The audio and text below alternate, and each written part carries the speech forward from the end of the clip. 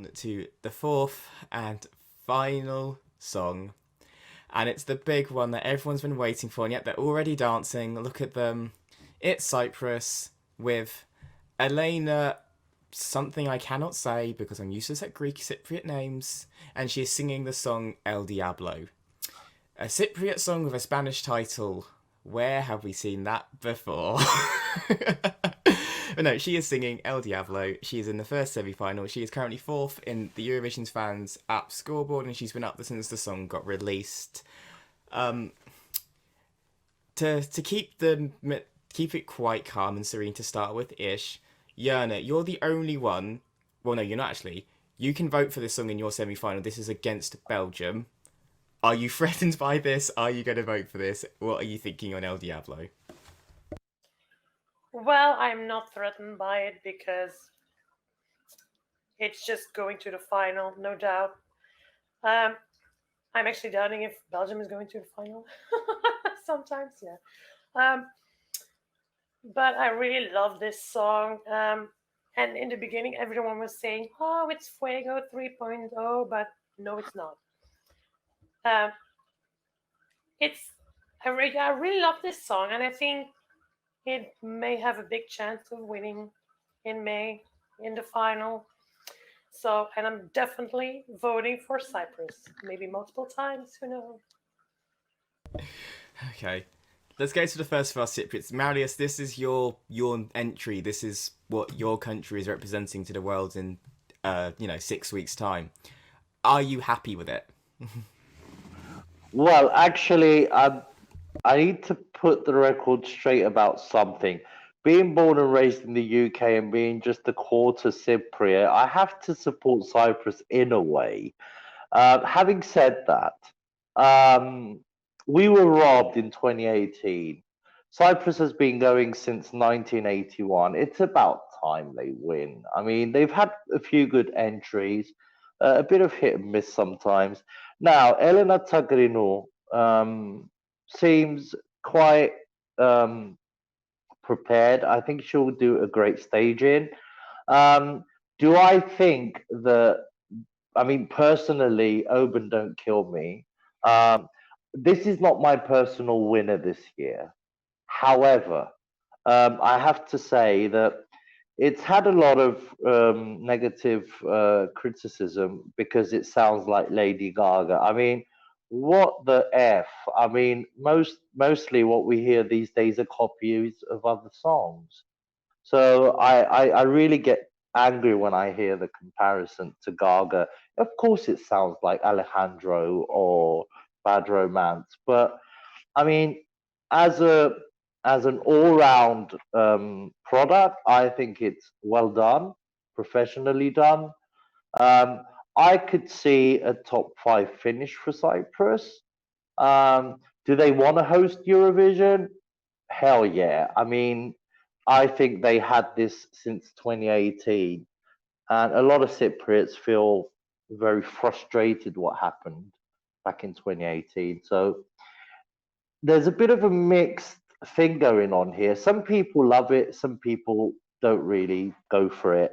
Um, I wish them the best. I will support it, of course. But is it a winner for me? No.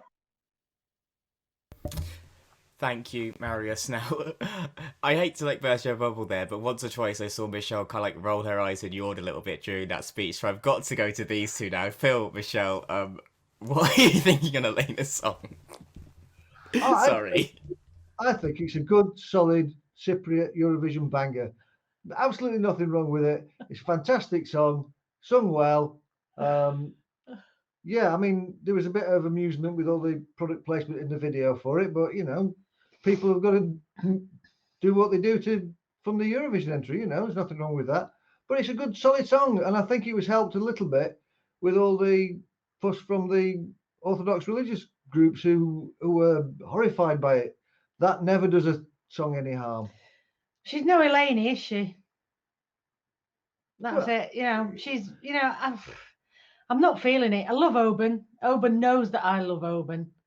But I just think this is a bit, yeah.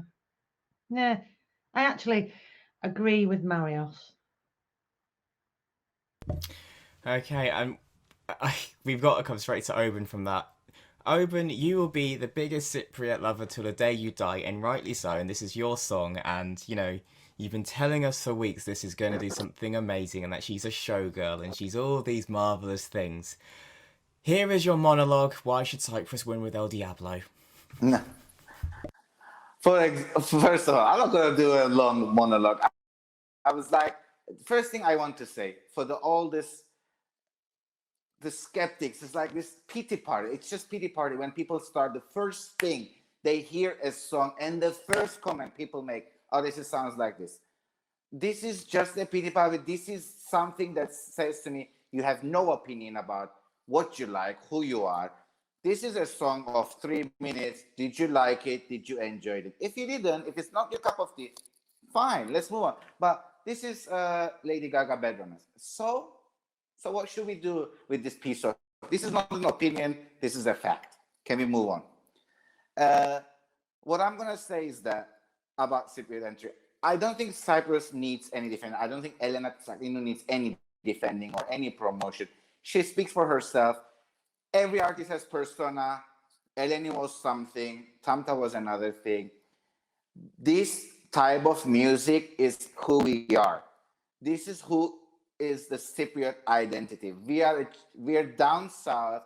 It's 360 days of sunshine. We love a good music and upbeat music. We like to eat and drink and have fun and dance. We're not Netherlands. They're arcade nation. They are dreamy. They're self-searching, soul-searching nation. This is what fits for them. This is what represents them.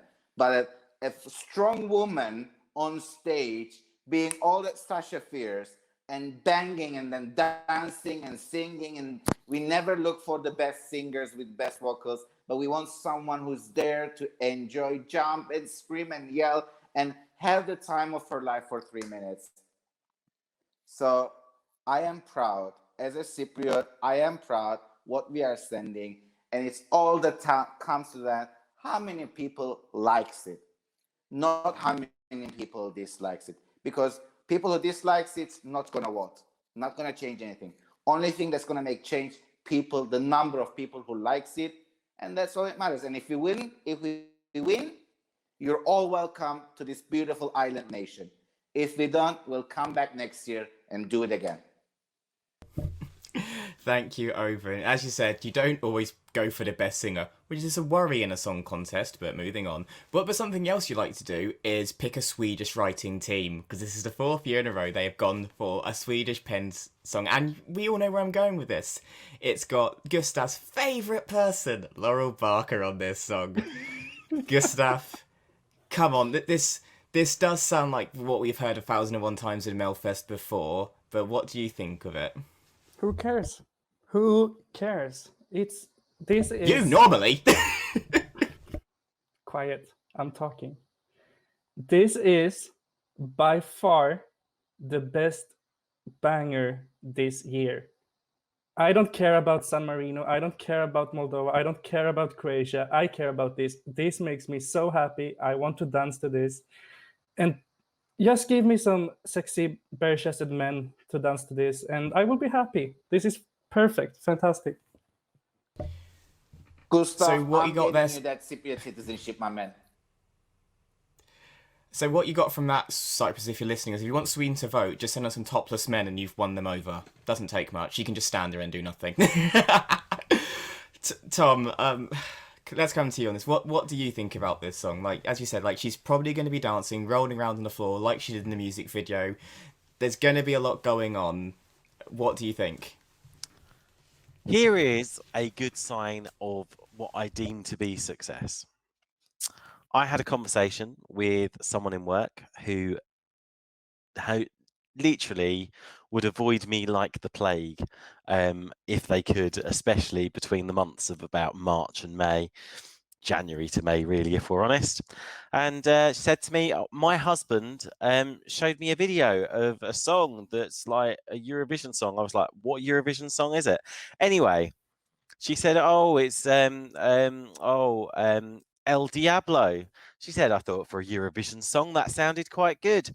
And I thought to myself, if people like that, who, and her husband isn't a Eurovision fan or anything like that by any stretch of imagination, if people like that are already becoming aware of the Cypriot entry this year, then this entry is on a surefire track for success in the final. And it's already getting the buzz around it. It's got the moves, it's got the lyrics, it's got the beats, it's got everything it needs, and it's getting the exposure to actually be really successful in Rotterdam this year.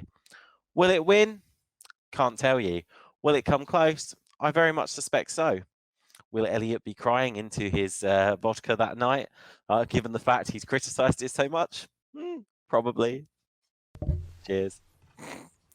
Okay, I'm going to jump in now before we end on a high note, because I think we should. And, you know, Georgina and Stuart look like they're ready to, you know, explode and like fly to Cyprus right now. So, as Open said, it depends on the 3 minutes that are presented before you in the song. And with that in mind, it's not for me. If this was sent 10 years ago, yes, this could have well easily won, because it would have, like, in the era of Annie Lorak, Sarusha, all them, yes, it fits that perfectly. But that is also when the album everyone keeps comparing this to with Lady Gaga was released. So to me, it just sounds like they're a bit late. And I don't like the lyrics in it. It sounds... I don't want to be too mean, but it just sounds a bit lazy in parts. And seeing the writers on this, and we know they can submit and have sent a lot better, and to Cyprus as well. Yeah, I'm not feeling it. I'm really, really, really not. Do I think this can do well? Yes, there's a commercial appeal there. Can I see this also not qualifying? Yes, because I think it's sandwiched between two very organic different songs. I think it could get lost. Do I think they're going to throw everything at it staging-wise to make it stand out? Yes, because that's what Cyprus do, and that's what gets them through. My issue is that for the 3rd time in 4 years, they had done a similar theme, which is pretty female who's a performer with an okay song. And it nearly didn't work for Tamta. Granted, the reveal didn't almost work for Tamta in the semi-final, but for me, it's the tried and true method. Which, if you do it too much, it can fail. Like we've seen this with other nations do. Shock for them to change it. I mean, look at Sweden in 2010. They were doing the same sort of thing again and again with the songs, and then they didn't qualify, so they changed their entire format, and they've been unstoppable ever since. I am prepared to eat my words, yes. But for me personally, this is my least favourite song of Eurovision 2021. I'm sorry, Elena. I'm sure you're a lovely woman. You're going to have an amazing time. But I am not giving my heart to El Diablo, nor will I in the future. And scene. No, my music taste is not always wrong. Sod off. Rude. I'm sorry. I did put sorry on the banner. There we go. That was nice. And to every Cypriot, everyone in this panel who loves the song, I have tried to love this.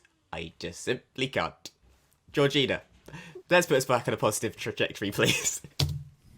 You definitely said earlier in our little private chat, that you did like the song, and now they've gone, and now you're saying that Cyprus. I liked some of the music because it made my dancing brain kick in. That's only because I could probably do a cha-cha to it. I didn't say it was good. Yeah, so you like it. So you like the music. But anyway, absolutely love Cyprus's song this year. It just gets better and better every time I hear it. I know Cyprus was massively robbed. I don't know if you've heard me say this before in 2018, but I think she could win. I think it's amazing, and I'm really looking forward to her performance as well. And it's just such a catchy song.